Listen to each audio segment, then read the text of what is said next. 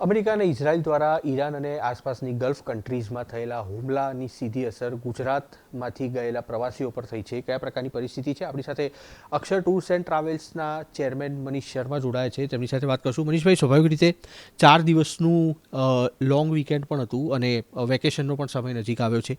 આવા સંજોગોમાં સૌથી પહેલાં તો ફ્લાઇટો રદ થવાથી કેટલી અસર થઈ છે અને કેટલા લોકો અહીંયા ફસાયા હોવાની માહિતી સામે આવી રહી છે?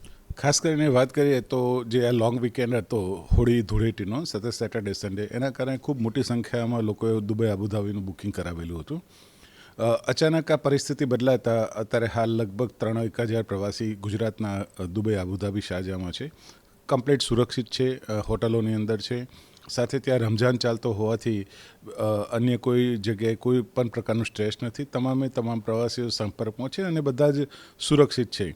લગભગ એમિરાટ્સ, ઇતિહાદ, કતાર અને ઇન્ડિગો, એર ઇન્ડિયાની સ્પાઇસ જેટની ફ્લાઇટો રદ થવાના કારણે બીજા 1,500થી વધારે ટુરિસ્ટો પ્રવાસમાં નથી જઈ શક્યા અને એ લોકોનો ક્યાંક પ્રવાસ મુલતવી રાખવામાં આવ્યો છે અથવા પોસ્ટપોન કરવામાં આવ્યો છે.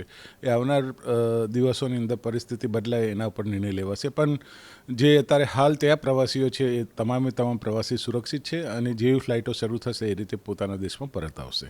મનીષભાઈ, છેલ્લા અનેક સમયથી દુબઈ ટુરિઝમ માટે ફેવરિટ જગ્યા પણ બનેલી હતી અને આ આખી પરિસ્થિતિ જોતાં તજજ્ઞ તરીકે આપને શું લાગી રહ્યું છે? કેટલો સમય સુધી હજી આની અસર રહી શકે? કારણ કે છેલ્લા 2-3 દિવસથી જે તણાવ ભરેલી પરિસ્થિતિ છે, આ પરિસ્થિતિ કેટલા સમય સુધી રહી શકે?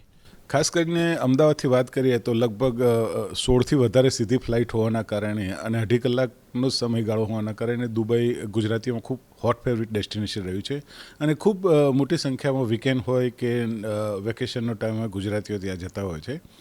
અત્યારે જે પરિસ્થિતિનું નિર્માણ થયું છે એ પરિસ્થિતિનું નિર્માણ જોતાં હમણાં હાલ પ્રવાસીઓ ક્યાંક ના ક્યાંક પોતાનો પ્રવાસ મુલતવી રાખ્યો છે અથવા પોસ્ટપોન કરેલ છે. જે પરિસ્થિતિ થાળે પડતા રાબેતા મુજબનો પ્રવાસ શરૂ થશે. અત્યારની પરિસ્થિતિ જોતાં દુબઈ અને આબુધાબી ખાતે કોઈ તકલીફ નથી અને પ્રવાસીઓ તમામ સુરક્ષિત છે. ફ્લાઇટો રાબેતા મુજબ થયા પછી અમે આગળના પ્રવાસો શરૂ કરીશું.